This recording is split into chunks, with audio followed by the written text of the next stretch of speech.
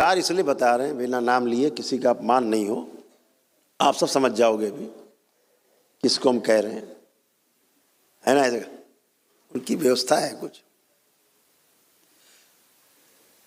वो एक देवी की पूजा कराते हैं सबसे, कहते आओ इनके सामने शादी करो,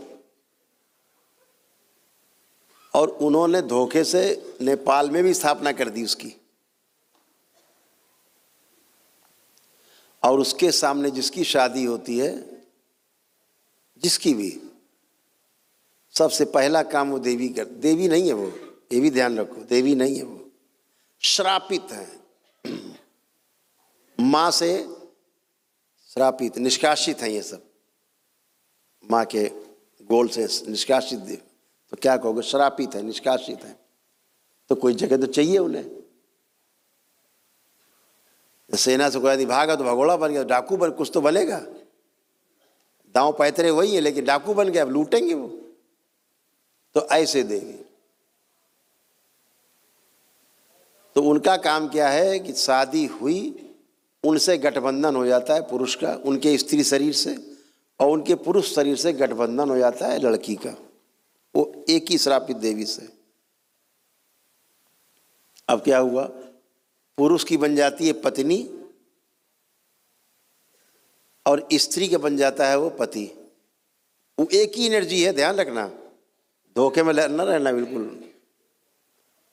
यानी एनर्जी एक, जैसे हम आप लोगों से कहते हैं ना, स्त्री शरीर की, पुरुष शरीर आगे कि पीछे, तो 4 शरीरों तक स्त्री पुरुष शरीर रहते हैं। आपका मूलाधार, स्वादिष्ठान, मणिपूरक और अनाहत तक, यहाँ 4 शरीरों में स्त्री पुरुष रहते हैं। तो इसीलिए देखा होगा कभी बच्चे लड़कियों की तरह हरकत करते हैं, या लड़की कोई लड़कों की तरह बन जाते हैं, ये दरबार सेकंडों में वापस कर देता है उसको, वैसे ही बना देता है जैसे होना चाहिए। तो ऐसे ही उस एनर्जी में शक्ति होती है कि पति पत्नी दोनों बने सामने, तो पति के साथ वो पत्नी बन के एनर्जी फिट हो जाती है, और पत्नी के साथ पति बन के बैठ जाती है, दोनों तरफ।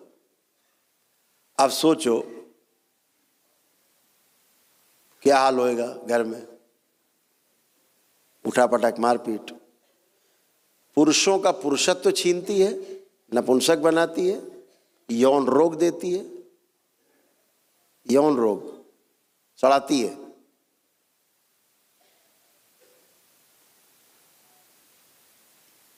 यहां बैठे ऐसे सैकड़ों लोग हैं जिनका यौन रोग ठीक किया दरबार ने, एक ही दिन में, सेम डे, बचते ही नहीं, चाहे स्त्री हो चाहे पुरुष, बच्चे हो चाहे बच्चियां। तो क्या करती है वो, पुरुषों का पुरुषत्व छीनती है, उनका ओज छीनती है, वीर नाश करा के, स्वप्नों में कराती रहती है, स्वप्न में तमाम रूप रख रख के। और उधर स्त्री में पति के प्रति विद्रोह की भावना बढ़ती है, और उनका सौंदर्य और यौवन दोनों धीरे धीरे छीन लेती है, चूस लेती है। तो महिलाएं, बच्चियां अपने को बूढ़ा महसूस करती हैं, बुढ़ापे जैसा महसूस करती हैं, पति अति तरफ देखने की इच्छा नहीं होती, और अपना चेहरा भी शीशे में नहीं दिखाई देता, अच्छा नहीं लगता देखना। ऐसे यहाँ बहुत लोग हाथ उठा केवल इशारा कर सकते हैं कि हाँ ऐसा होता था, उठाएं हाथ, निसंकोच उठाओ, चिंता नहीं, कौन फोटो खींच रहा है कोई तुम्हारी, देखो ऐसे होता, हाथ नीचे कर लो, हाथ नीचे कर लो। इस तरह दरबार क्या करता, अभी क्या किया दरबार ने, उसको नष्ट किया, पूरा खींच के लाए, हाँक के पूरा लह गया यहाँ सबके, यहाँ से किसी में नहीं बची। उसका प्रमाण देंगे हम कि कैसे नहीं बची, नहीं बची उसका प्रमाण देंगे अभी हम। ला के खींच के रखा गया, और जो जो छीन के आपसे ले गई वो सब आपको वापस किया। जितना छीना उसने आप लोगों से भी, ये पूरी सृष्टि में वो व्याप्त है, तो आपका जो जो छीन के ले गई सब आपको वापस किया गया, आपका ओज वापस किया गया।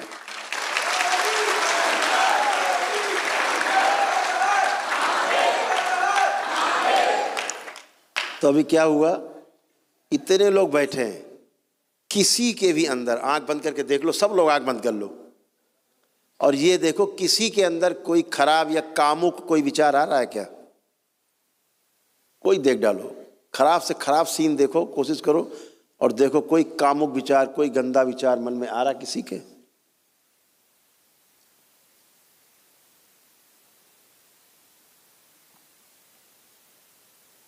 इतने लोग बैठे,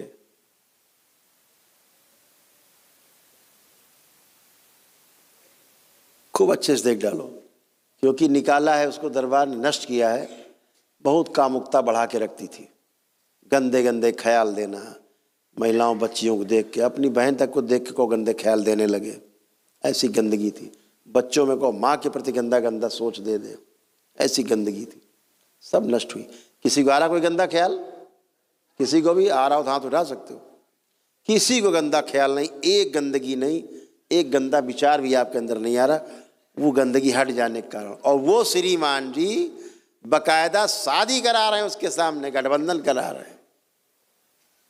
सोचो कहाँ ले जा रहे हैं स्त्री पुरुष, और लोग जा जा करके वहाँ शादी कर रहे हैं।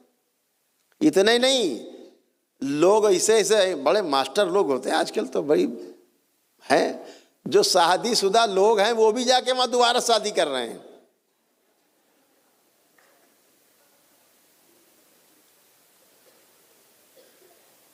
अब सोचो उनका स्वयं का क्या हाल होगा, जिनके साथ वो रहती हैं देवी जी श्रापित। ये हाल है नादानी का, ये नादानी का हाल है। केवल दाढ़ी बाल रख लिए, गिरुआ पहन लिया, सर मुड़ा लिया, सफेद कपड़ा पहन लिया, कुछ भी।